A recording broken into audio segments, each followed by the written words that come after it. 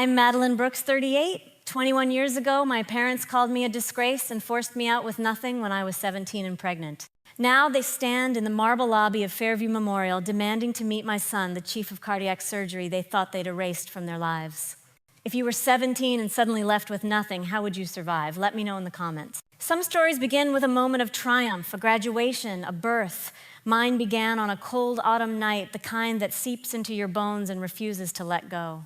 I remember the heavy front doors of our house in Cleveland Heights slamming shut behind me, the echo of my father's voice still burning in my ears. You've made your choice, Madeline. Don't bother coming back. Inside, my mother sat on the edge of the hallway rug, her face frozen with anger and fear. She wouldn't look at me, just kept wringing her hands. My suitcase, a battered thing, the handle already fraying, was filled with a week's worth of clothes and a small velvet jewelry box with $350, the last bit of money I would see from my family for a very long time. I didn't cry at first. Shock has a way of numbing everything. I told myself I was strong. I told myself this was just a temporary punishment, that my mother would crack open the door and call me back inside. The front lawn was covered in golden leaves, and I stood there staring at the windows, hoping I'd see her silhouette. But the curtains stayed drawn. It was Connor who started it all, though he would never admit it. We had been high school sweethearts, the kind people rolled their eyes at him with the messy hair, me with dreams too big for our small suburb. When I told him I was pregnant, he said nothing at first, then vanished for 3 days. When he finally called, it was to tell me his parents wouldn't let him see me anymore, and he needed time to figure things out. I never saw him again. By midnight, the air had turned sharp. I walked for hours, every step taking me farther from the house I grew up in and closer to Edgewater Park. I'd been there as a child, running along the lake, chasing after picnic baskets. Now I was just another shadow in the night, clutching my suitcase, counting every penny in that jewelry box. Edgewater was different in the dark. The benches were cold, the water loud and restless. I tried to sleep on a bench, curling up as small as possible, tucking my jacket under my head. The night was endless. Every time I closed my eyes, I saw my father's face, hard and unyielding. You're not our daughter anymore. Dawn came slow and gray. My back ached from the cold, but I got up and walked. I thought maybe if I went home, the locks would be changed, but someone would let me in. Instead, I found a note taped to the door. My mother's handwriting, "Don't come back. This is your decision now." I never knew a person could feel so empty and so full of pain at the same time. I walked through town, past the bakery where I'd worked, summers past the school where my name was still on a locker. No one recognized me. No one saw the girl who used to win spelling bees and bring home perfect report cards. I was invisible. That day, I learned what it meant to be truly alone. No one called, no one searched. The world kept turning as if I had never existed. Still, I held on to hope. For a long time, I sat on the steps of the library watching the sun creep across the pavement, waiting for my mother's car to appear. It never did. Hunger set in. I spent my first $10 on a stale cinnamon roll and a cup of coffee that tasted like burnt water. The woman behind the counter gave me a look, pity, maybe, or suspicion, but said nothing. By the second night, I'd run out of places to go. I returned to Edgewater Park, this time with a blanket I'd found in a church donation box. The cold pressed in, and I started to realize this wasn't just a nightmare I could wake up from. This was my new reality. In those endless hours, I remembered things I'd never noticed before: the sound of the waves, the feel of gravel under my shoes, the way loneliness makes every little sound echo.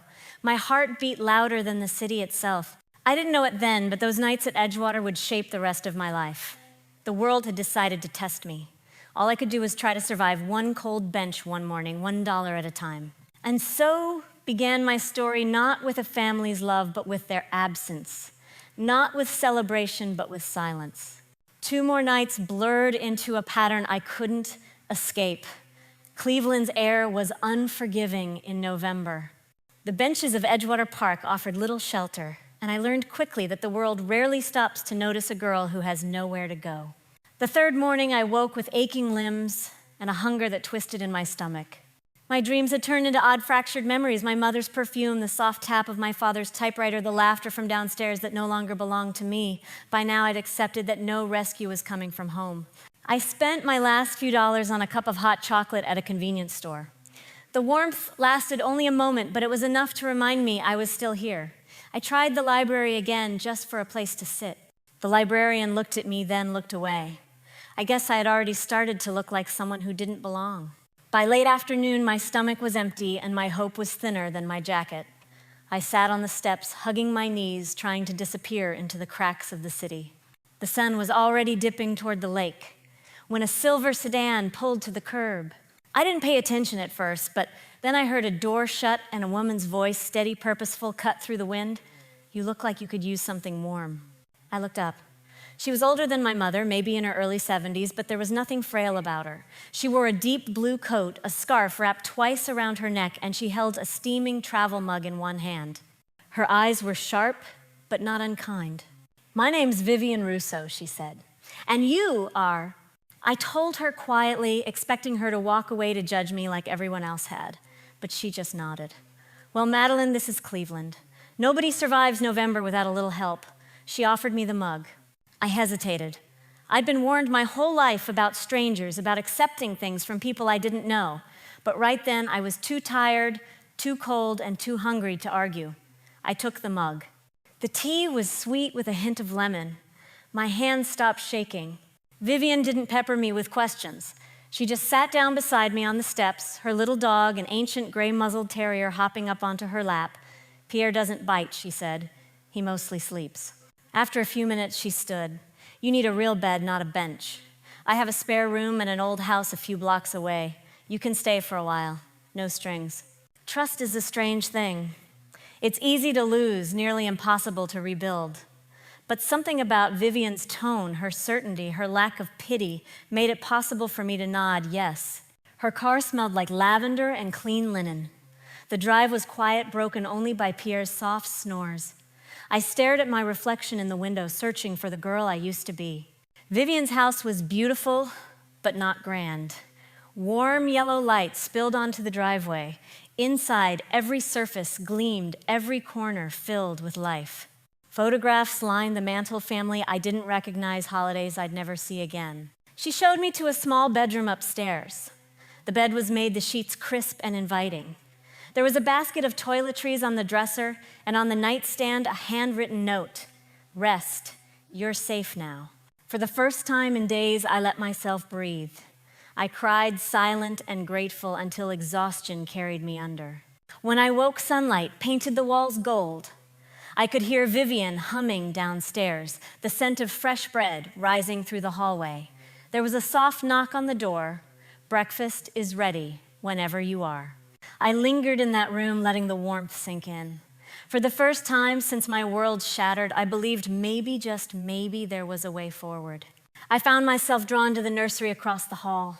Toys sat neatly on shelves, a quilt folded at the foot of a crib. Vivian's late daughter, she explained, had never needed it. "Some rooms wait a long time to be used," she said. Vivian let me take my time, let me find my own words. She didn't pry. Instead, she handed me a set of clean clothes, folded and fresh. "You can stay as long as you need," she told me. "No one here keeps score." I helped her in the kitchen that day, kneading dough, learning how to whisk eggs for brunch. Her kindness didn't erase my pain, but it filled the emptiness enough to keep going. For the first time since my parents turned their backs, I felt seen. As the sun set behind the trees, Vivian poured 2 mugs of tea and joined me at the table. "This isn't charity, Madeline," she said. "It's a second chance. I know what it's like to need one." And for the first time, I believed her. 2 months with Vivian felt both impossibly long and far too short. The first weeks, I kept expecting to wake up and find it had all been a dream. A soft bed, clean clothes, someone asking if I'd eaten. Vivian never pressed for stories about my family. She understood that some things needed time. Winter pressed down on Cleveland, painting the windows with frost. I grew steadily, belly rounding beneath borrowed sweaters. Vivian took me to her favorite market on weekends, coaching me through the awkwardness of being a young single mother-to-be. She introduced me to neighbors as her niece, which spared me most of their questions. She even taught me how to make the house's signature lasagna for Sunday dinners. Some nights I sat at the nursery window watching snow gather on the trees. I talked quietly to the baby inside me, promising him a better life than the one I'd left behind. Vivian would check in, sometimes just leaving a cup of warm milk on my nightstand. As the due date crept closer, I started to believe that maybe, just maybe, I could do this. I signed up for GED classes at the Adult Education Center. The first evening, I hesitated outside the building, clutching my notebook with frozen fingers. But when I walked in, the woman at the desk smiled. "You're exactly where you need to be." Vivian's quiet encouragement gave me the courage to return night after night. I worked in her restaurant during the day, folding napkins, shadowing the manager, watching the rhythm of the kitchen. She paid me fair wages and never made me feel like a charity case. Everyone in this place started over once she told me one afternoon as we chopped onions side by side. Labor arrived in a flurry of panic and snow. It was late February Cleveland, in the grip of a blizzard, and the world seemed determined to test me once more. Vivian drove with steady hands, never rushing, never complaining about the hour.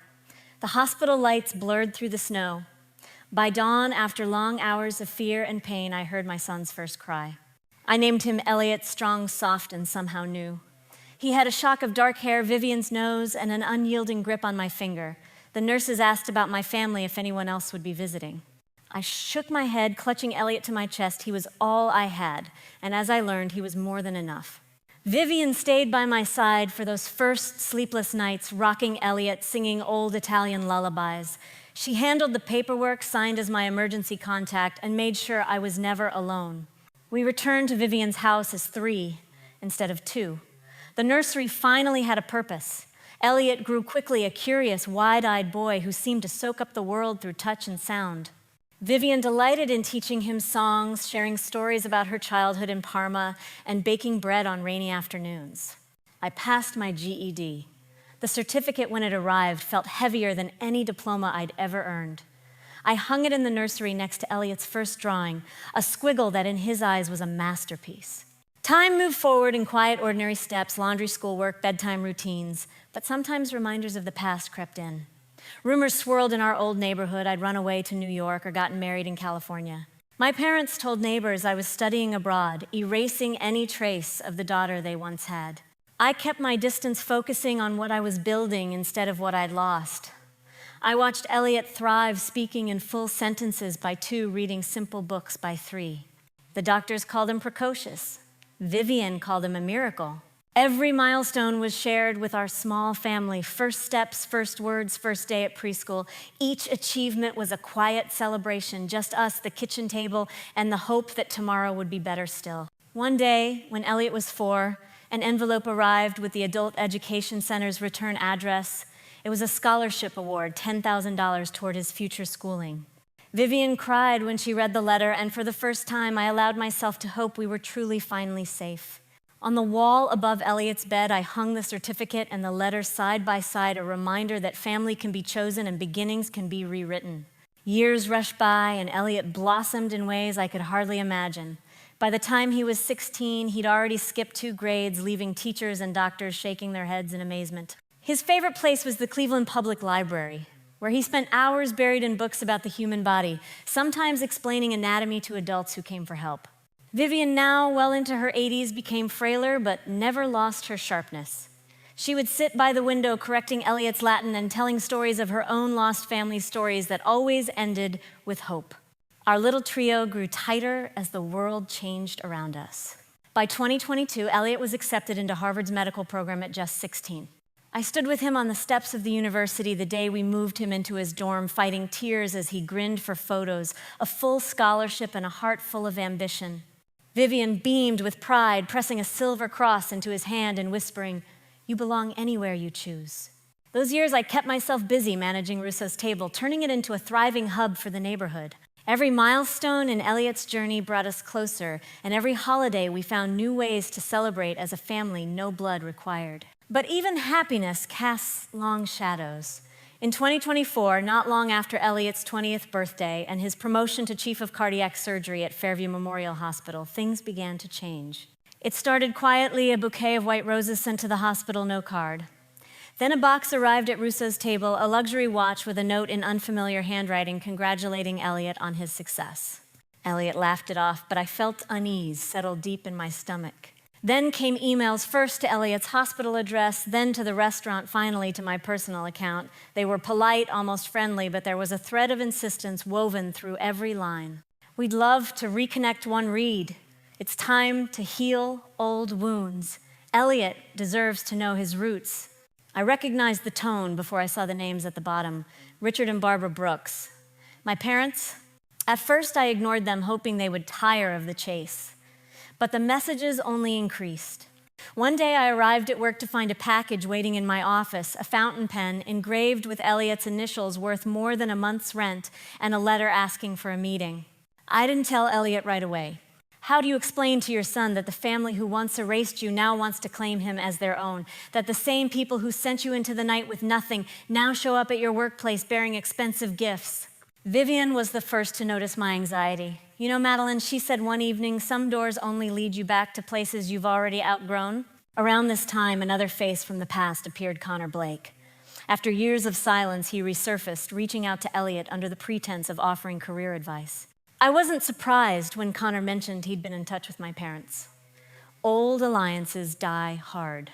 I finally confided in Elliot, showing him the letters and gifts. He listened quietly, his expression tight but not angry. "You're my family," he said, voice steady. "No one can rewrite what we've lived through."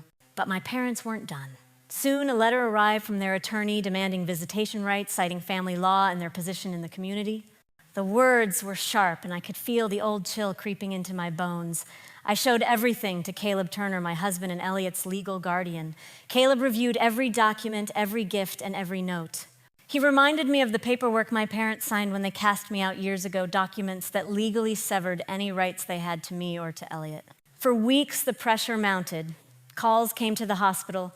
Reporters began asking questions about Elliot's background. My parents wanted to make their move public.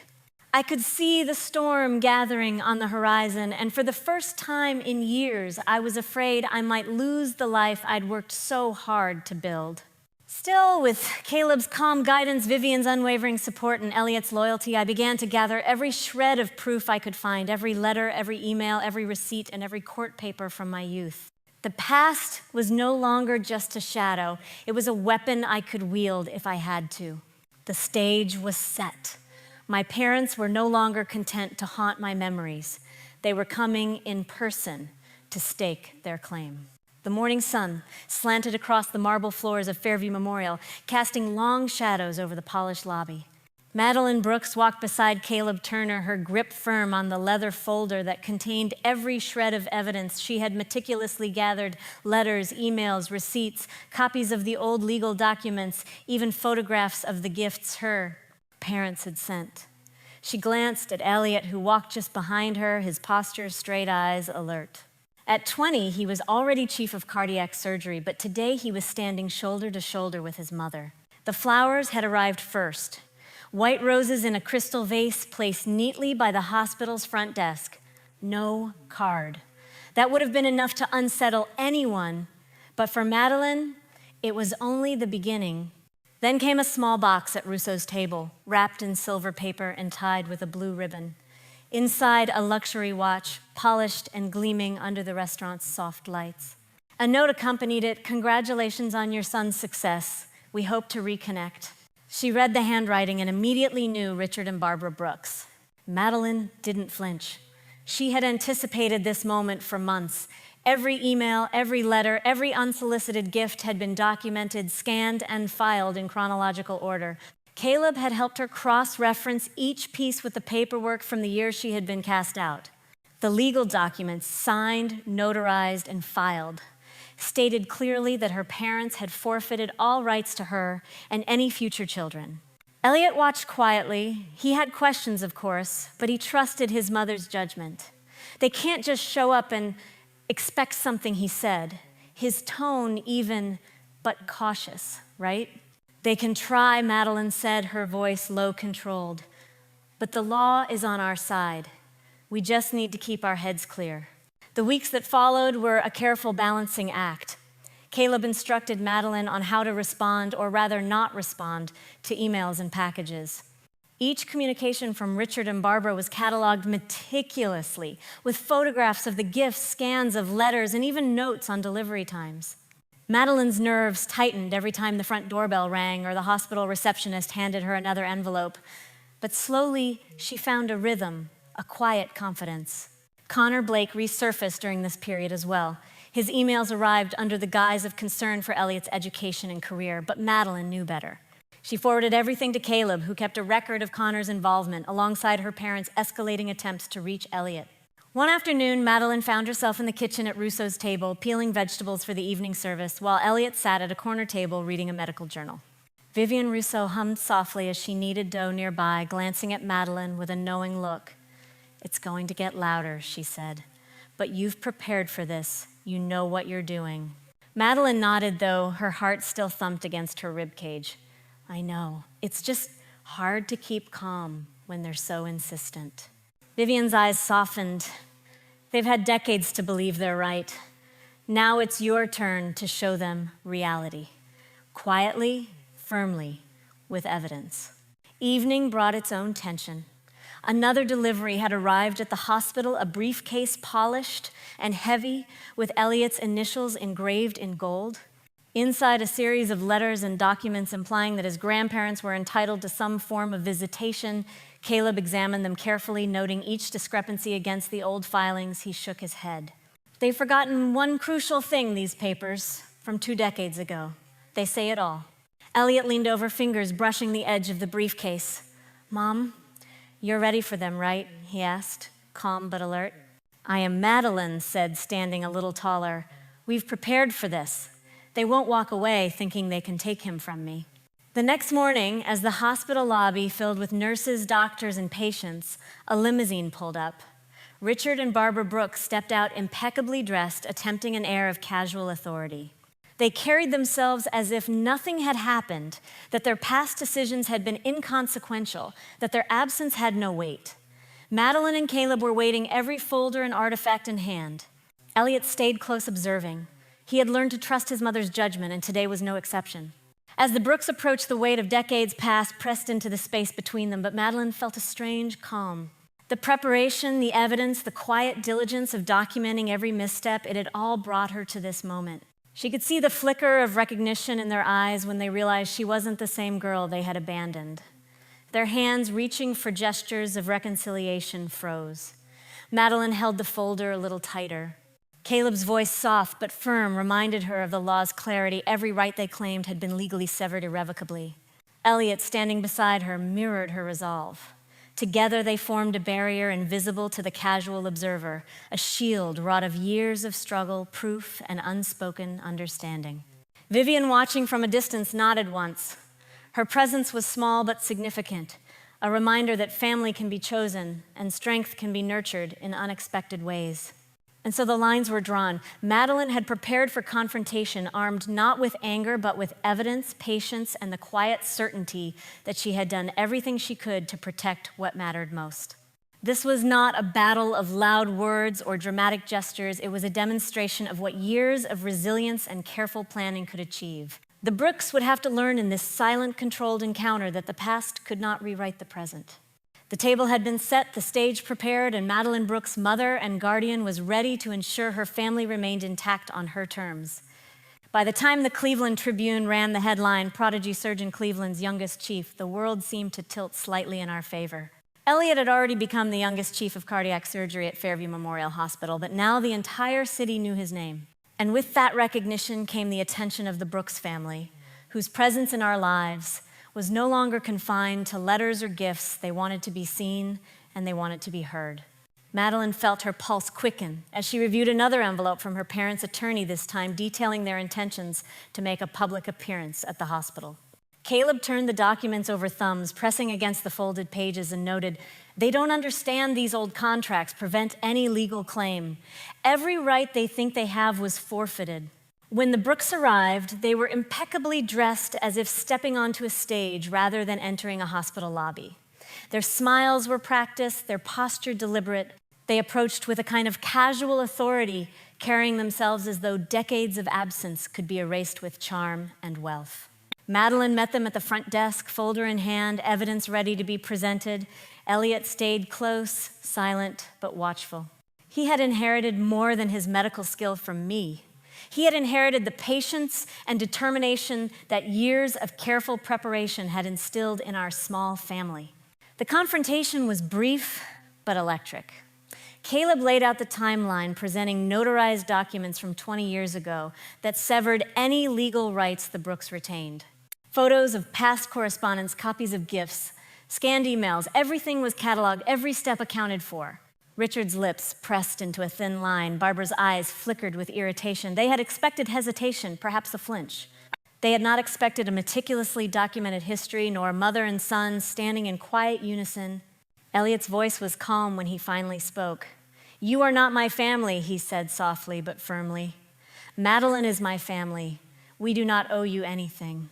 A murmur ran through the lobby. Nurses, patients, even a few visiting doctors stopped to watch.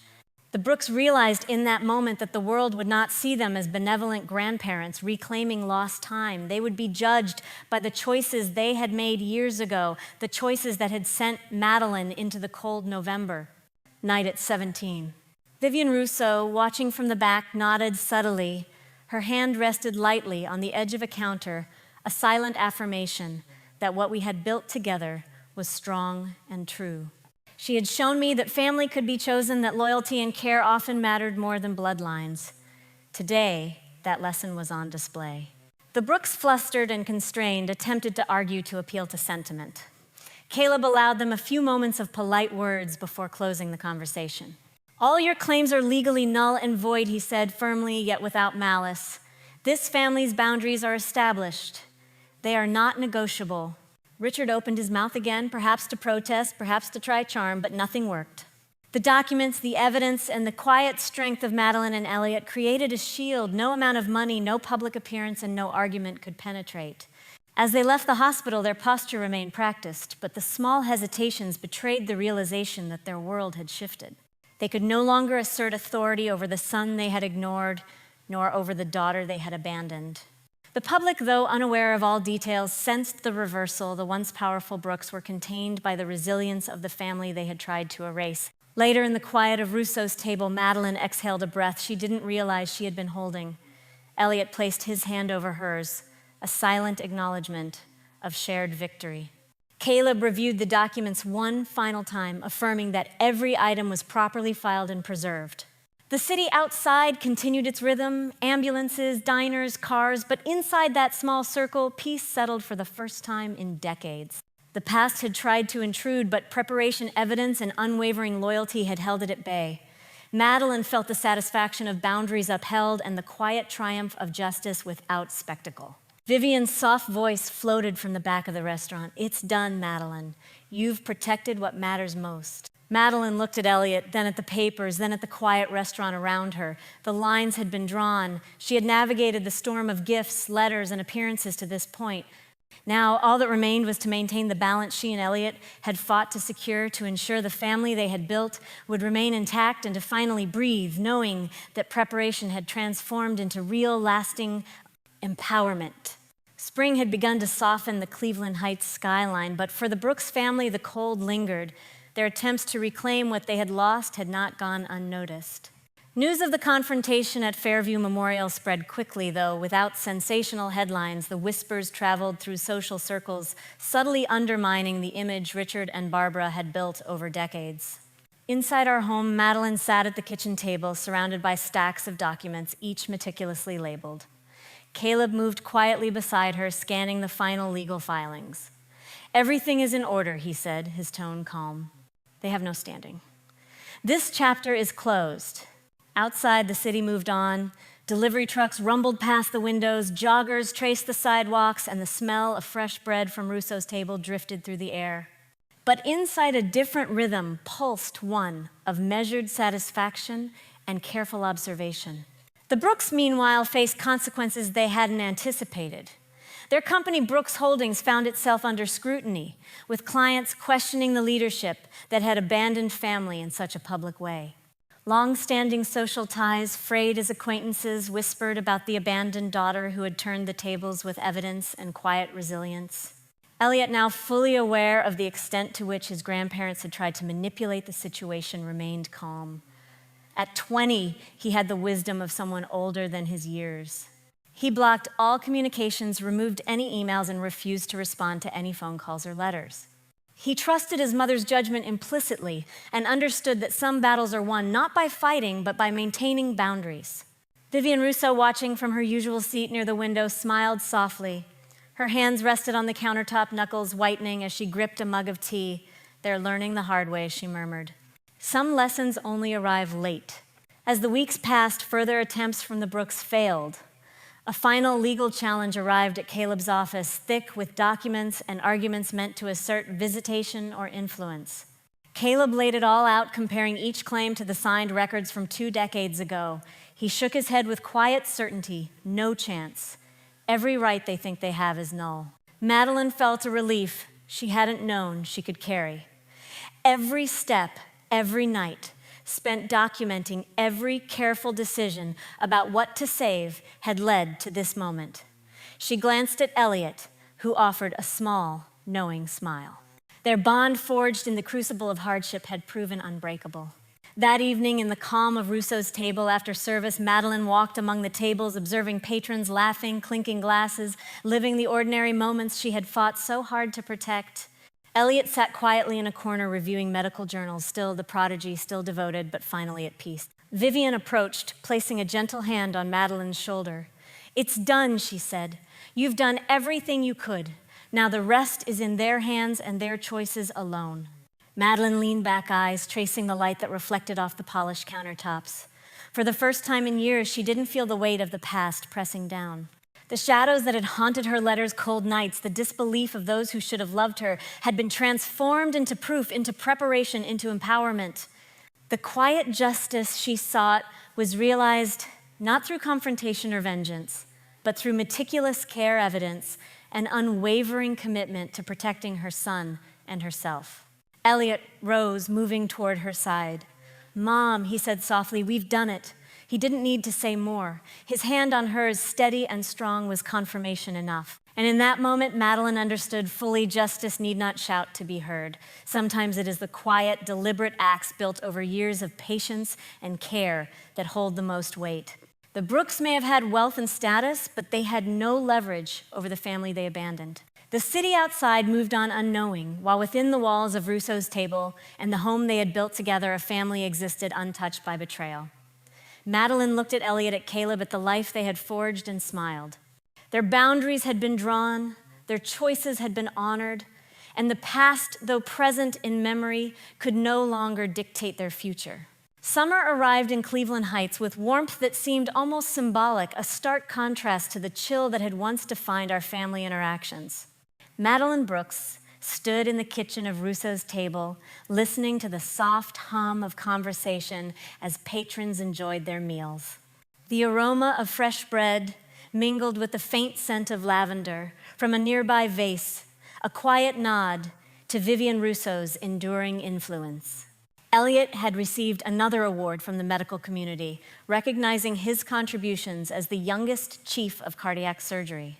He sat at a corner table reading a journal, but smiling occasionally as he glanced at his mother. There was pride, yes, but more importantly, there was contentment. The trials of the past, the endless letters, the gifts, the threats, they were now part of history, no longer capable of shaping our daily life. Vivian Rousseau, seated near the window, observed with her characteristic calm. She had aged gracefully. Her hair was thinner, and the lines on her face had deepened, but her eyes retained the same sharp warmth. She caught Madeline's gaze and nodded a silent affirmation that the years of struggle had led to this moment of stability. The Brooks were no longer present in our lives. Their attempts to reinsert themselves had failed legally and socially.